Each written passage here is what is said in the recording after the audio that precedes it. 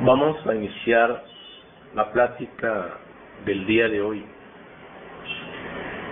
Estoy muy contento de que sea una mañana tan hermosa, un cielo bonito y el campo encantador. Pero me temo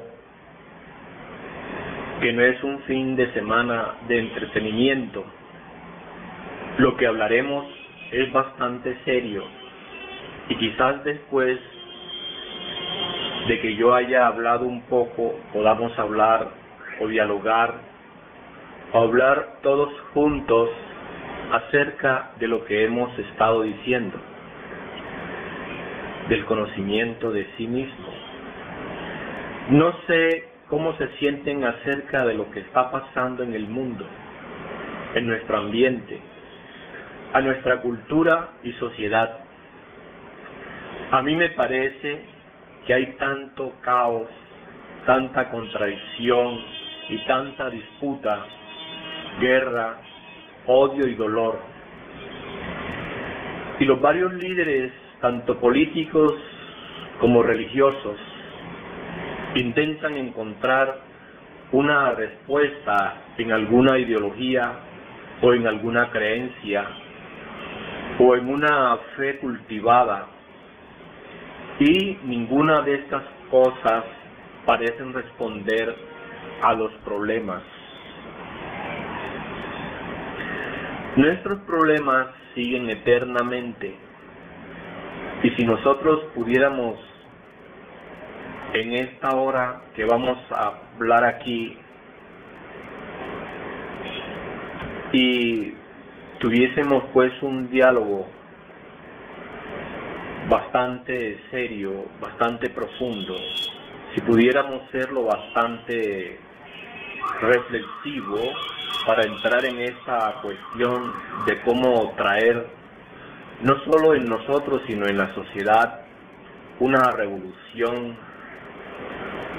no una revolución física, porque eso solo lleva a la tiranía y al control elevado de la burocracia. Si pudiéramos muy profundamente descubrir por nosotros mismos qué hacer sin depender de cualquier autoridad, incluyendo a este portavoz o de un libro, de una filosofía, de cualquier modelo estructural de comportamiento, sino realmente averiguar irrevocablemente si uno es capaz de qué hacer acerca de toda esta confusión, esta disputa, esta extraordinaria, contradictoria e hipócrita vida que uno lleva.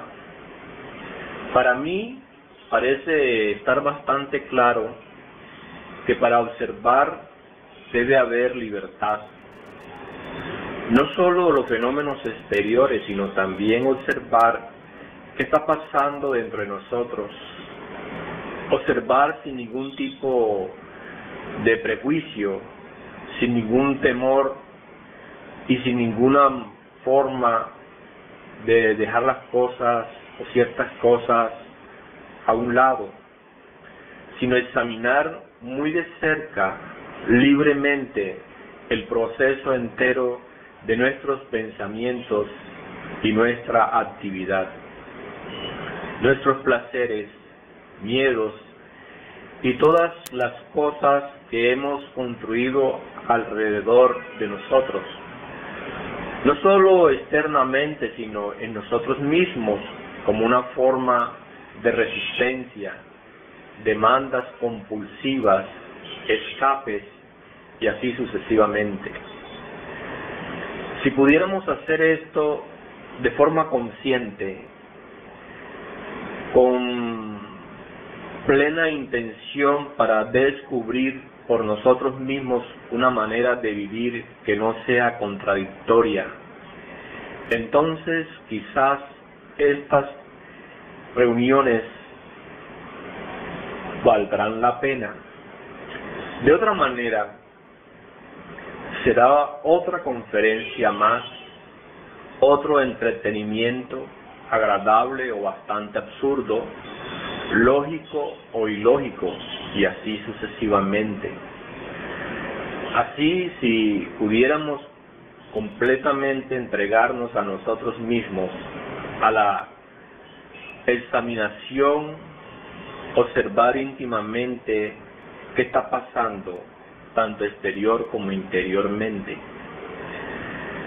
Ahora, la dificultad yace, me parece a mí, en la capacidad de observar, en ver las cosas como son y no como nos gustaría que fueran o como deberían ser, sino realmente ver lo que está pasando.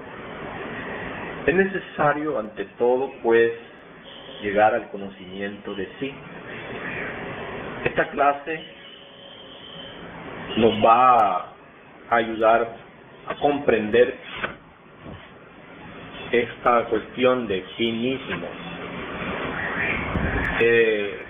Vamos a estudiar la pentalpa. Aquí podemos ver en el ángulo superior un 4. Este es el símbolo de Júpiter, el padre de los dioses. Es el símbolo del espíritu divino de toda criatura que viene al mundo. Es el símbolo del eterno Dios viviente. Cada uno de nosotros tiene pues a su real ser. Debajo de ese 4 verán ustedes unos ojos siempre abiertos. Son los ojos precisamente de la divinidad de Dios. Ahí tenemos a Júpiter con los ojos abiertos. Se nos ha dicho con gran verdad que ante ese símbolo tiemblan las columnas de ángeles y de demonios. Tal símbolo hace huir horrorizado a los tenebrosos. La pentalpa se abre con sus brazos en forma extraordinaria, como cuando un hombre está de pie con sus piernas y brazos abiertos. Pero si observamos cuidadosamente estos brazos de la pentalpa abiertos, veremos en ellos el signo de Marte, el planeta de la guerra. Ya sabemos que en el ocultismo marciano hay cosas terribles. En las esferas no superiores, claro está, sino sumergidas de Marte, encontramos terribles magos negros que tiemblan ante este signo extraordinario de la pentalpa. Tal signo marciano que se encuentra en los brazos de la estrella de 5 puntas, que es el hombre, nos da fuerzas, no la fuerza física, que es una fuerza muy inferior, nos da la fuerza del espíritu para vencer a los malvados. Los dos ángulos inferiores abiertos, que son las dos piernas de cada uno de nosotros, cuando nos posamos con ellas abiertas, llevan la asignatura de Saturno. Ya sabemos lo que es el aspecto negativo de Saturno, lo que es la terrible magia negra. Los tenebrosos, pues, entienden todo esto, y este signo está colocado en las piernas, hacia abajo.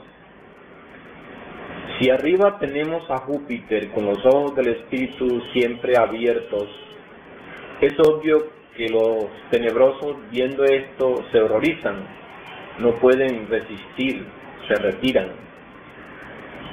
Al lado derecho, colocando la imagen frente a frente, vemos la luna y a la izquierda vemos al sol. Pero si colocamos la imagen no de frente, sino a nuestro lado, es claro que a la derecha estará el sol y a la izquierda la luna. El sol está representado por un círculo con un punto en el centro. Ese sol radiante es el sol del Espíritu que nos ilumina el camino. A la izquierda está la luna. El sol representa las fuerzas solares, a las fuerzas positivas masculinas. La luna representa las fuerzas negativas femeninas. En el centro aparece el caduceo de Mercurio. Este caduceo de Mercurio es muy importante. Y encima va el signo del planeta Mercurio. Mercurio es el mensajero de los dioses. Es el planeta que está más cerca del Sol. Es el ministro del Sol, el nuncio del Sol. Sin Mercurio no sería posible llegar a la autorrealización íntima del ser. Bajo de Mercurio aparece precisamente el caduceo con las alas abiertas del espíritu. Tal caduceo está en la espina dorsal del hombre, en nuestra médula espinal, con ese par de cordones tan conocidos en el oriente como Ida y Pingala, un par de cordones que se enroscan en la forma en que ustedes lo ven en el caduceo de Mercurio. Por ese par de cordones nerviosos sube la energía creadora hasta el cerebro. Arriba del símbolo de Mercurio aparece Venus. Venus, la diosa del amor. Venus pues representa ese lucero de la mañana del cual dice el Apocalipsis: el que venciere le daré pues el lucero de la mañana. El que vence todas las tentaciones y que llega a eliminar todos los elementos infrahumanos que llevamos en nuestro interior, recibirá pues el amor, la estrella de la mañana, la estrella del atardecer. Ese es Venus. Vemos también aquí en la pentalfa el báculo de los patriarcas, la vara de Aarón, la caña de bambú de 7 nudos, el cetro de los reyes, la vara de José florecida en espina dorsal.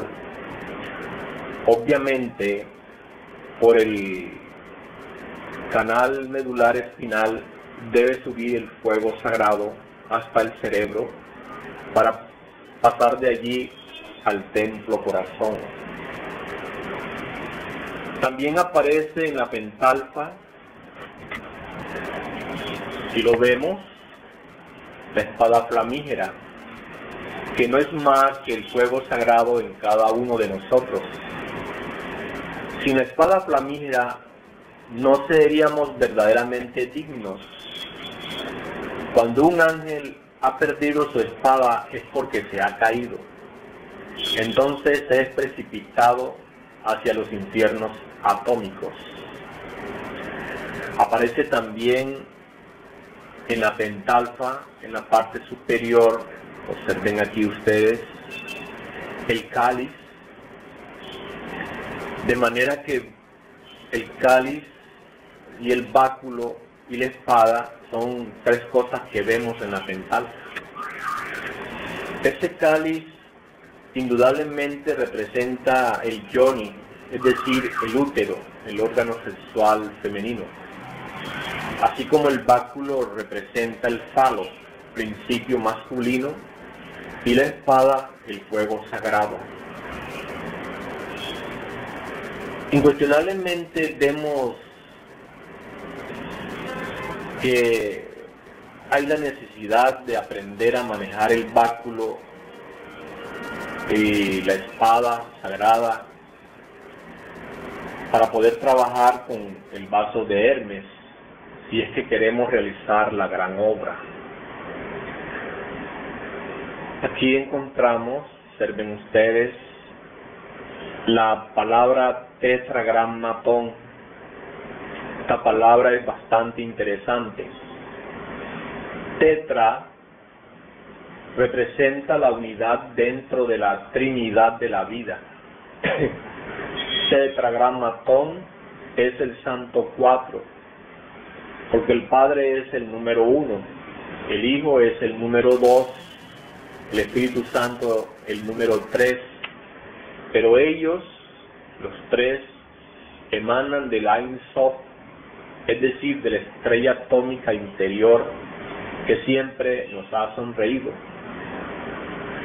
Los tres, emanando del Ein Sof, forman el 4, que es el tetragrammatón. Esta palabra tetragrammatón es mántrica.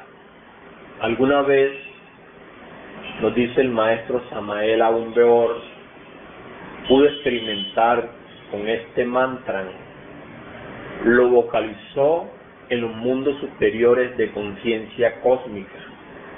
Entonces, muchos inefables de los 9 cielos, Luna, Mercurio, Venus, Sol, Marte, Júpiter, Saturno, Urano y Neptuno,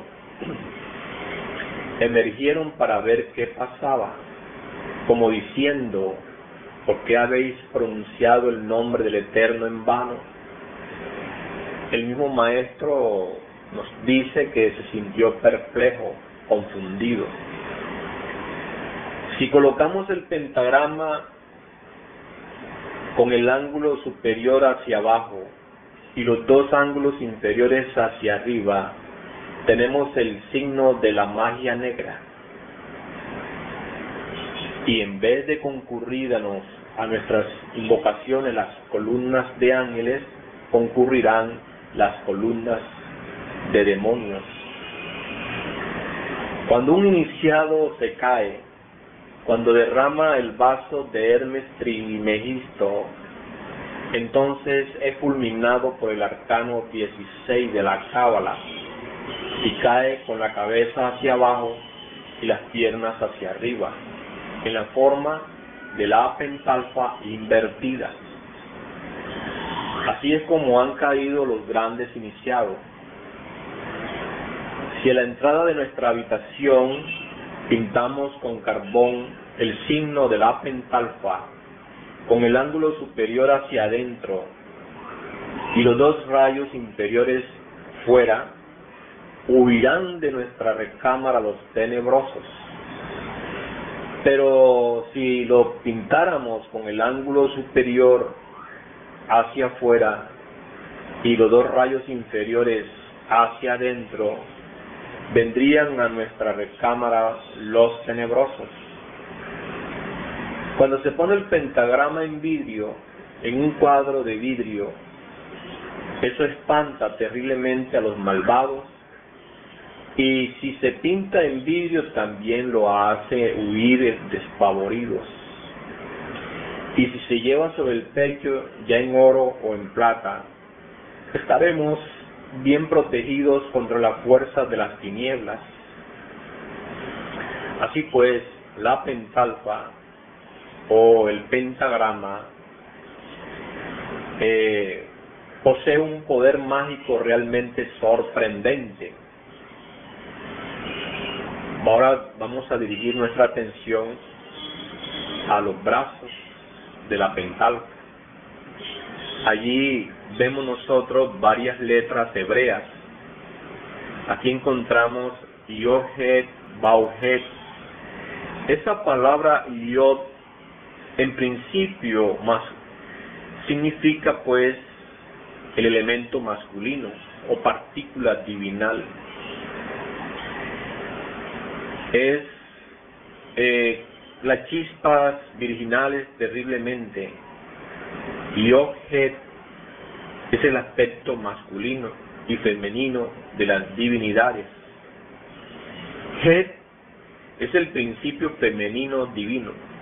Bau, principio masculino sexual, o sea el lingam. Het, el yoni femenino. Hay un modo de pronunciación de las tres de estas letras hebraicas.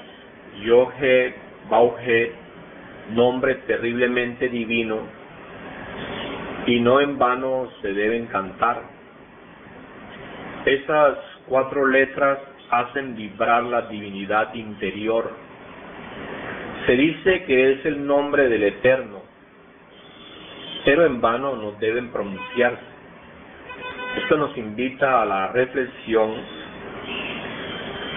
y ese Yod-Het, Bau-Het, pues es el nombre del Señor Jehová, nuestro Padre, Madre, interior, particular. Aquí también vemos que aparecen números para recordarnos la Trinidad dentro de la unidad. Aquí aparece, por ejemplo, 1, 2, 3 en la Trinidad. Luego aparece 1, 2, es la duada divina, Padre, Madre. Entonces es interesante, pero no es obligatorio que esos números vayan ahí. Esos ya son perfectamente convencionales. Lo importante es que vaya el tetragrammatón, que como les dije, es la Trinidad dentro de la unidad de la vida, el Santo Cuatro. Indubitablemente, el pentagrama o la pentalfa es el ser humano, el microcosmos dentro del cual está el infinito. Hay que trabajar con ese caduceo de mercurio que aparece en la pentalfa, es decir, hay que transmutar el esperma en energía para despertar el fuego sagrado y hacerlo subir por la espina dorsal hasta el cerebro. Solo así sería posible desarrollar todos nuestros poderes y facultades. Hay que trabajar con el caduceo de mercurio que tenemos en la espina dorsal. Obviamente, cuando nosotros sabemos transmutar el esperma en energía, cuando no cometemos el crimen de derramar el vaso de Hermes Trismegisto, entonces el esperma no eyaculado se transforma en energía seminal. Esa energía a su vez se bipolariza en átomos solares y lunares de altísimo voltaje que suben por los 2 cordones que aparecen en el caduceo de mercurio. Cuando los átomos solares y lunares hacen contacto en el triveni cerca del coxis, por lógica secuencia despierta una tercera fuerza. Nos estamos refiriendo al fuego sagrado de la espina dorsal, el fuego de Pentecostés, el fuego divino, el fuego de Ra. Tal fuego asciende lentamente de vértebra en vértebra, va a despertar los poderes en el hombre. Hay que trabajar indubitablemente con el sol y con la luna, es decir, el hombre con la mujer con el varón. Solamente así es posible despertar ese fuego sagrado que nos ha de transformar radicalmente. Hay que aprender a manejar el báculo, hay que aprender a manejar el yoni. Solo así es posible la transformación total. Cuando el hombre se casa caprichosamente con una mujer que no le pertenece, esto se reconoce porque ella aparece en la ceremonia con el cabello cubierto, o sea, como si fuera calva. Esto no lo saben las mujeres, porque si lo supieran, buscarían la forma de no ir calva a la ceremonia.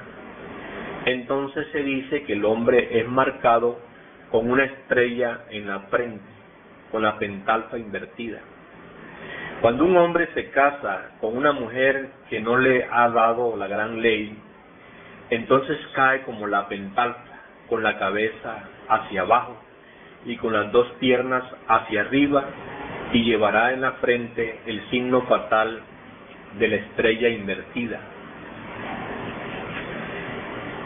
En la Edad Media, aquellos que eran candidatos a la iniciación se les conducía con los ojos vendados hacia un gran altar. Allí frente al altar se le quitaba la venda y lo primero que se le presentaba ante su vista era el macho cabrío de Mendez, con el ángulo hacia arriba y los dos ángulos inferiores hacia abajo. Se le ordenaba al neófito besar el trasero al macho cabrío. Si el neófito no quería, no obedecía, se le volvía a poner la venda y luego se le sacaba por otra puerta.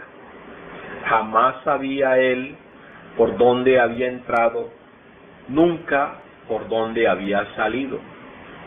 Mas si obedecía, salía de esa figura de diablo una hermosa doncella que lo recibía con un beso de pureza. Entonces era recibido por toda la hermandad y aceptado como caballero gnóstico. Estos eran verdaderos caballeros rosacruces gnósticos. Para llegar a pertenecer a la auténtica orden Rosacruz hay que ser gnóstico. ¿Por qué? ¿Qué es la rosa? ¿No es acaso el símbolo divino del Logos? ¿Qué es la cruz? Ya sabemos que el Lingan Yoni conectados, esto hace florecer la rosa al Logos. El Logos comienza a florecer durante el trabajo sexual secreto. Esto es algo indecible. Solamente cuando se llegue a eso somos rosacruces, o sea, gnósticos rosacruces. Antes de tal instante podemos ser aspirantes a rosacruces. Nadie podrá entrar a la Rosacruz de oro sin ser gnóstico, sin la G de la generación. ¿Cómo? ¿De qué manera? Si es necesario que la rosa florezca mediante el trabajo sexual en nosotros. La rosa es el Logos. Pero ¿qué sería del Logos sin la cruz? Sin los misterios sexuales. Pues esas son cosas terribles que la gente generalmente pues no acepta. No lo aceptes por ignorancia. Los misterios sexuales uno tiene que estudiarlos. Hay un cuadro, el autor no lo recuerdo ahora, de la Edad Media. Es maravilloso. Aparece en él el Cristo crucificado. Pero he ahí lo grande. Tiene el palo erecto, hecho cruz. Solo así es posible ser gnóstico Rosacruz. En la Edad Media, el aspirante a Rosacruz debía pasar por aquellas iniciaciones. ¿Qué significaba aquel macho cabrío de Mendez? Indubitablemente a Tifón Baphomet. Yo creo en el misterio del Baphomet, dice uno de nuestros rituales de la liturgia gnóstica. El Baphometo es una de las partes del Logos. Esa partícula representa en sí mismo la reflexión de Dios, la sombra de nuestro propio Logoi íntimo, que está en nosotros mismos y dentro de nosotros, aquí y ahora, para nuestro propio bien. Y hay el misterio del Baphomet. Representa la resurrección. Pero ¿podría ser posible la resurrección sin Tifón Baphomet? Pues imposible. Esto lo sabían hasta los nahuas. El Tifón Baphomet nahua lo encontramos en los misterios de Chapultepec, de los gnósticos rosacruces. El Solog es el fuego viviente y filosofal que yace en el fondo profundo de nuestras aguas seminales. Ese Solog es el Tifón Baphomet de los aztecas. En las honduras vivas de nuestro cáliz metálico sexual, en nuestras propias raíces suele trabajarse con ese Solog. Es el mismo falo que está en la cruz del Salvador, en el cuadro antes citado. Pero ¿dónde está la cruz? Vuelvo a repetir que es el Lingam Yoni, falo útero, conectados sexualmente en forma de cruz. Entonces la cruz la cargamos cada uno de nosotros y debemos trabajar con la cruz porque allí está el INRI, o sea, el fuego.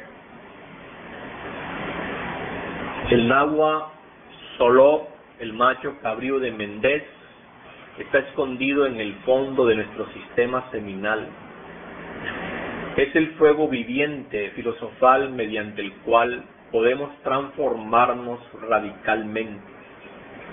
En la Catedral de Notre Dame de París aparece un sitio muy interesante. El macho cabrío en esa catedral mira hacia allí, hacia un rincón, y en ese rincón hay una piedrecita. Esa piedrecita es la piedra del sexo, la piedra superior del ángulo, la piedra maestra. Ese es realmente pues el diablo de la Catedral de Notre Dame de París. Ahí apagan sus veladoras después de sus ritos los asistentes. Esa es la piedra filosofal realmente.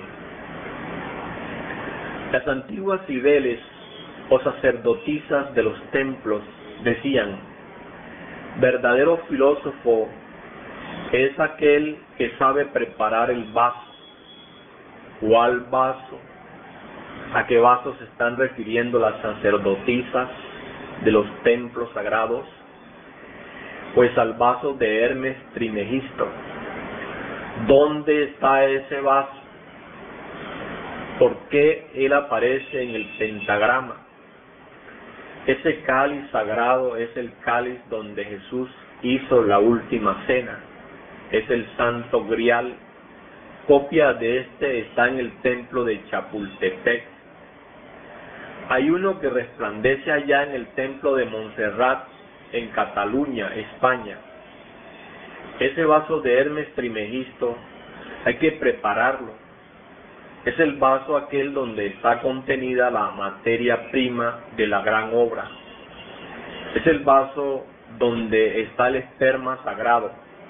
Ay de aquel que derrame el vaso de Hermes, porque entonces, como la pentalfa invertida con el ángulo superior hacia abajo y los dos rayos inferiores hacia arriba, cae hacia el fondo del abismo, y esto es realmente doloroso. Vemos acá, observen ustedes en el pentagrama, el sello de Salomón, que aparece también aquí en este dibujo magistral de la pentalfa. Los dos triángulos entrelazados. Es obvio que para poder entender tenemos que ser alquimistas. ¿Cómo podríamos entender sin la enseñanza sagrada? ¿De qué manera? Debemos narrar para bien de la gran causa el caso acaecido al venerable maestro Samael Aun Weor. Un día en que se encontraba en Samadhi, abandonó sus vehículos para sumergirse totalmente en el vacío iluminador. más allá del bien y del mal, mucho más allá del cuerpo, del deseo y de la mente. En estado de dicha nirvánica, de felicidad, dichoso en aquella región natural del espíritu universal de vida, el maestro penetró por las puertas del templo. Entonces abrió el gran libro de la naturaleza y estudió sus leyes. El éxtasis aumentaba de instante en instante y de momento en momento. Es obvio que no hay mayor dicha que sentir el alma desprendida, porque entonces el pasado y el futuro se hermanan en un eterno ahora. Cuando regresó de aquel samadhi, cuando volvió a este cuerpo físico, cuando penetró a su vehículo por esa glándula pineal tan señalada por Descartes como puerta del alma, tuvo que recibir extraordinaria visita de ciertas damas adeptos y decidió platicar con ellas. Una de las mismas, de extraordinaria dulzura, poniéndole en el dedo anular de su mano derecha un anillo con el sello de Salomón, le dijo: habéis pasado la prueba del santuario.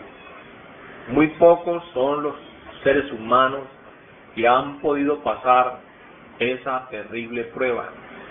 Lo bendijo y se fue dejándole el anillo en su dedo anular de la diestra. El maestro se levantó muy feliz. Desde ese entonces se sintió muy dichoso.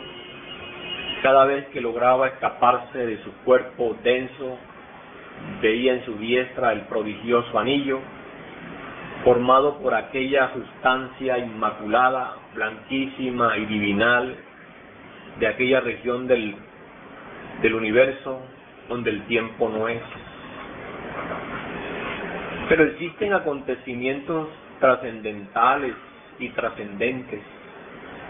Cualquiera de esas noches del misterio, después de hallarse en un jardín lleno de flores sublimes, viva representación alegórica de las virtudes divinales, tuvo la dicha de penetrar en un templo de belleza. Flotaba con su vehículo sideral, dichoso. La música de las esferas hacía vibrar el cosmos infinito, y cada melodía lo estremecía intensamente.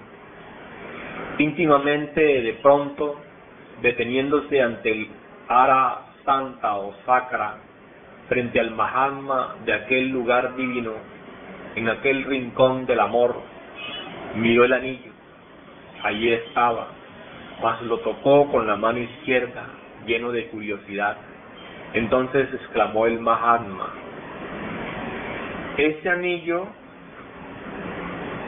ya no te sirve, porque lo habéis tocado con la mano izquierda.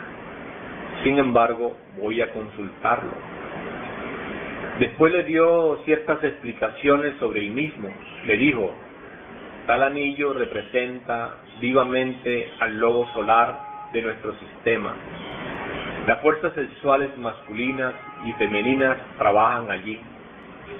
Las 6 puntas son masculinas y las 6 ondas centradas son femeninas. También estuvo explicándole que las 6 puntas y las 6 ondas centradas, entre punta y punta, forman 12 radiaciones, y que las 12 radiaciones, mediante la alquimia logoica, viene a cristalizar en las 12 constelaciones del zodiaco, el cual es para nuestro sistema solar una verdadera matriz cósmica. El Mahatma guardó después silencio y se retiró. Dice el maestro que pasaron los tiempos y nunca más volvió a ver su anillo en la diestra. Siempre inquiría, siempre buscaba, siempre clamaba por aquel anillo. Pues escuchaba a veces diversos esoteristas comentarios sobre él, pero nadie sobre la faz de la tierra podía darle una explicación satisfactoria. Cuando debía entonces esta cuestión del anillo, pues ocurrió que pasaron los años y al fin entendió. El triángulo superior es el azufre de la filosofía secreta, el fuego viviente de los alquimistas. El triángulo inferior que se enlaza con el superior es el mercurio. El maestro había realizado la gran obra allá en el continente Mu o lemúrico, que se hundió entre las olas embravecidas del Océano Pacífico hace unos 18 millones de años. Entonces había logrado la integración completa del azufre y del mercurio. Había realizado en sí mismo la piedra filosofal. Por tal motivo se le había entregado el prodigioso anillo. En esos tiempos idos había pasado la prueba del santuario, había realizado la gran obra, esa que realizó Nicolás Flamel, Raimundo Lulio, Yeshua Ben Pandirá, que no es otra cosa que Jesús de Nazaret, Cutumí, el conde de San Germán, el enigmático y poderoso conde Cagliostro, Quetzalcóatl y muchos otros. Pero en verdad, y de toda verdad, después de haber realizado la gran obra, después de haber pasado la prueba del santuario, después de haber estudiado el gran libro y desatar sus 7 sellos, cometió el error de tocarlo con la mano izquierda.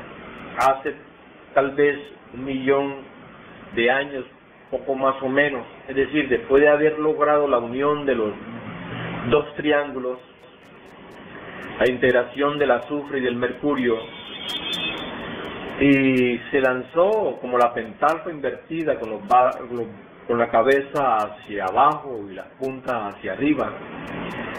Ya le habían prohibido pues esta cuestión de tener la gran obra, y cometió el error del conde Zanoni, que se enamoró de una hermosa bailarina, una bailarina napolitana, y el maestro cometió el error de enamorarse de una hermosa doncella en la primera subraza de la gran raza aria, en la meseta central de Asia. Fue entonces cuando perdió el prodigioso anillo, le sobrevino la reducción metálica, y así como Bodhisattva caído, anduvo de vida en vida, hasta que en la presente existencia resolvió ponerse de pie otra vez para servir de instrumento al Padre, porque Él es el que ha iniciado la nueva era de Acuario, entre el augusto tronar del pensamiento. Ese azufre es el fuego sagrado, pero hay que despertarlo para desatar los 7 sellos del gran libro de la sabiduría, el gran libro de la naturaleza. ¿Qué es el libro, pues, de la sabiduría? Es el Apocalipsis del vidente de Patmos, de Juan. Cuando se desata el primer sello, viene un gran acontecimiento, y el segundo, y el tercero, y así sucesivamente. Pero cuando se rompe el 7º sello, entonces hay rayos y truenos, granizos y terremotos. Cada uno de nosotros tiene obligación de desatar los 7 sellos del gran libro mediante el fuego sagrado. En forma elemental decimos que cuando el Kundalini va subiendo de vértebra en vértebra, por la espina dorsal se van desatando los 7 sellos. Pero eso es elemental, ¿cierto? Se dice que se desata el primer sello cuando se abre la iglesia de Éfeso, que es el chakra cocillo, que nos da poder sobre los gnomos de la tierra. Cuando el fuego sagrado sube a la altura de la próstata y en la mujer a la altura de los ovarios, decimos que hemos desatado el segundo sello, que nos da poder sobre las aguas de la vida. Y cuando el fuego sagrado sube a la altura del plexo solar, decimos que hemos desatado el tercer sello, que nos da poder sobre el fuego.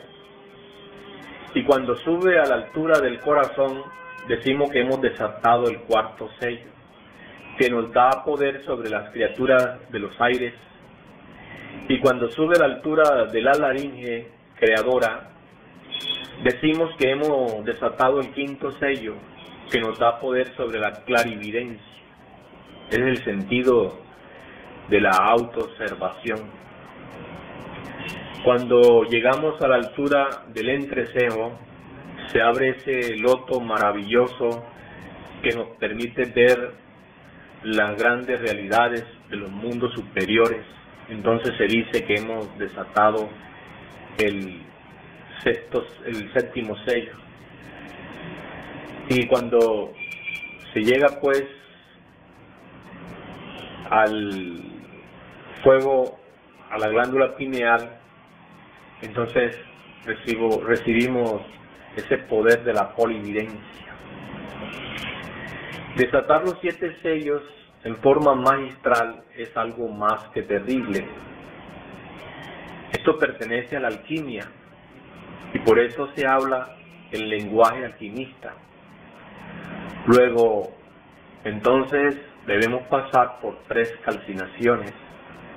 Esto está representado con el símbolo viviente de la salamandra. La primera calcinación pertenece a la montaña de la iniciación. ¿Qué calcinamos allí? ¿Qué es lo que vamos a conocer, a coser y a recocer y volver a recocer? La sal roja.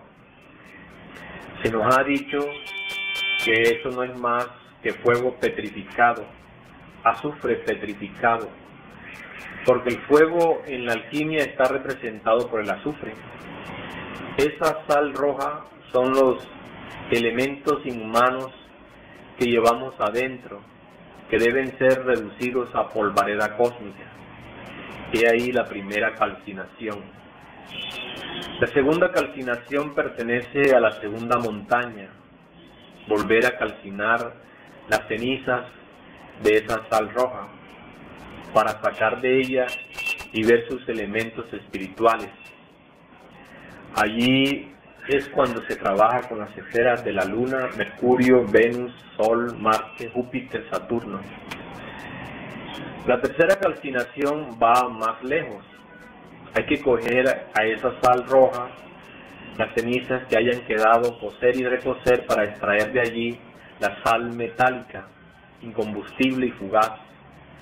Es decir, los elementos divinales más profundos, que embotellados están normalmente en el ego. Extraídos se fusionan con la conciencia para que ésta resplandezca abrasadoramente entre el seno del universo. Solo después de la tercera calcinación canta el gallo de la pasión, que representa la resurrección. Por ello el Cristo dijo: antes de que el gallo cante, me negarás 3 veces. La primera iniciación corresponde a la primera calcinación de la alquimia, al primer conocimiento de la sal roja, porque tenemos que hundirnos en los mundos infiernos para trabajar, obviamente, porque ese es el palacio de la alquimia. Entonces se dice que hemos negado al Cristo, porque dijéramos, en los mundos infradimensionales debemos vivir entre los demonios, pero destruyendo nuestros elementos inhumanos. Con la segunda calcinación decimos que hemos negado al Cristo por segunda vez, porque nos toca volver a los mundos infiernos a trabajar para seguir desintegrando defectos psicológicos que llevamos sumergidos en nuestras profundidades íntimas. Con la tercera calcinación logramos la desintegración final de la tercera sal roja para los elementos terribles. Entonces es cuando recuperamos el botín ese que nos hablan los mitos y leyendas, ese vitriolo que está pues enterrado en la tierra filosofal. Entonces quedamos libres y ahí es donde canta el gallo de la pasión. Se nos ha dicho que infinito más infinito es igual a infinito. Esto se ha dicho en números tan finitos, que no están escritos en números comunes y corrientes. Debemos saber que no solo existen números comunes y corrientes, sino que también existen las matemáticas transfinitas. Ahora bien, infinito es también igual a la pentalfa. Preguntarán ustedes por qué. Pero sencillamente, si cogemos cualquiera de las formas del infinito, vemos que está compuesto de dos 5. 5 más 5 daría 10 y 1 más 0 daría 1. Resultaría eso el signo del infinito. Con mucha razón se dice que el infinito es igual a la pentalfa. Con el signo del infinito pueden formarse dos 5 y hagan la prueba y verán que lo forman, que se puede perfectamente dibujar el dibujo por la mitad y con cada parte se forma un 5. Podemos mediante la adición o suma formar 1 más 0 igual a 1 y el 1 como representación se puede colocar indistintamente en las matemáticas transfinitas. Pero el 10 es completamente sexual. El 1 es el eterno masculino y el círculo es el eterno femenino. Ahí está la parte positiva que se convierte en raya y esa raya se puede colocar así como ven ustedes acá en el tablero.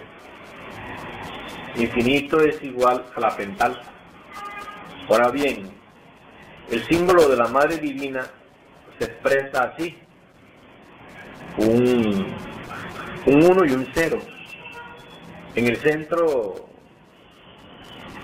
el símbolo del infinito parece un 8 en su conjunto tendido horizontalmente.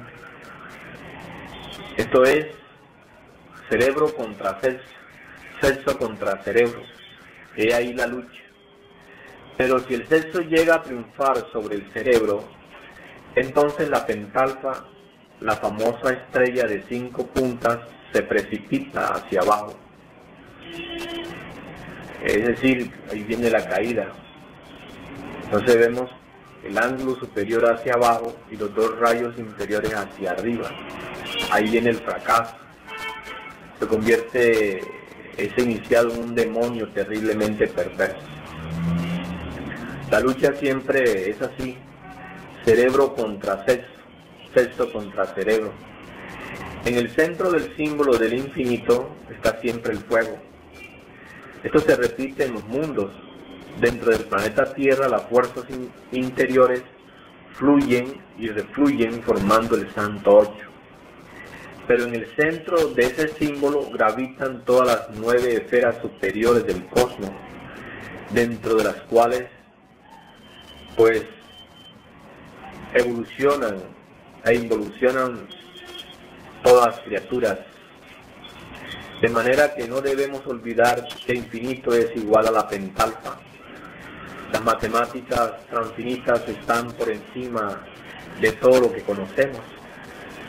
Las matemáticas transfinitas ni siquiera se escriben con números, todo es con signos semejantes al del infinito. Ni siquiera se usan los números para las matemáticas transfinitas. Los números solo se usan para las matemáticas simples o infinitas, pero no para las transfinitas. El álgebra misma resulta elemental, es muy simple, no sirve.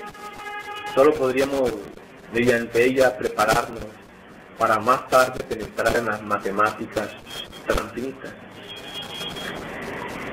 El infinito es igual a la pentalfa, sencillamente porque la pentalfa representa al infinito dentro del hombre.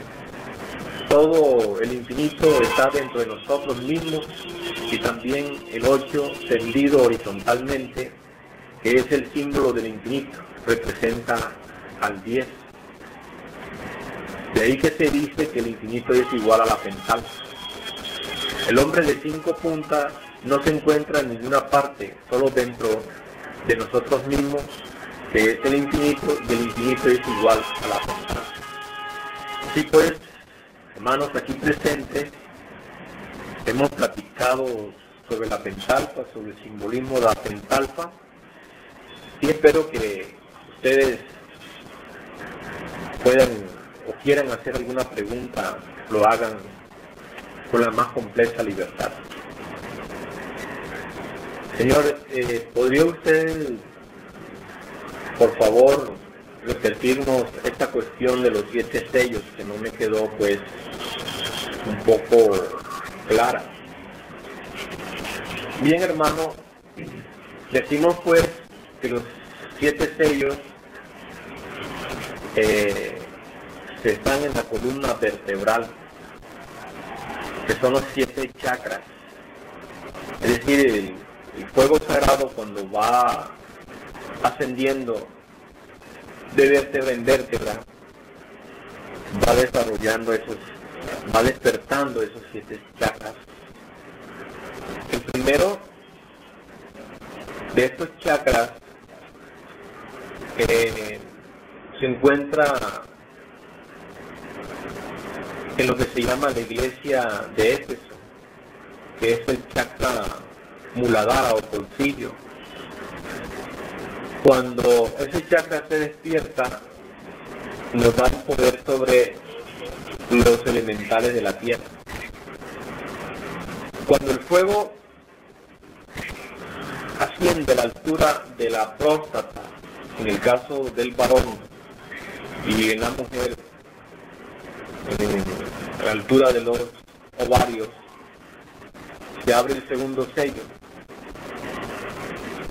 y tanto el varón como la mujer tienen poder sobre las aguas de la vida. O sea, pueden manejar los elementales de las aguas, las ondinas y nereidas. Cuando este fuego sagrado, Kundalini, Mahatma Kundalini o Maha Kundalini, llega a la altura del plexo solar, se desata el tercer sello, que nos da poder sobre el fuego, o sea, sobre las salamandras del fuego, sobre los elementales ígneos. Cuando el Kundalini llega a la altura del corazón, se abre el cuarto sello. Ya entonces podemos tener poder sobre las criaturas de los aires, que son los isfios y sífilis. A la altura de la laringe creadora corresponde el quinto sello, que nos da poder sobre la clariaudiencia, que es el oído oculto. Con este poder nosotros podemos escuchar las cosas del ultra, que están más allá del mundo tridimensional. Cuando llegamos a la altura del entrecejo, se abre ese loto maravilloso que nos permite ver las grandes realidades de los mundos superiores. Entonces se dice que hemos desatado el sexto sello. Entonces abrimos completamente el sentido de la autoobservación.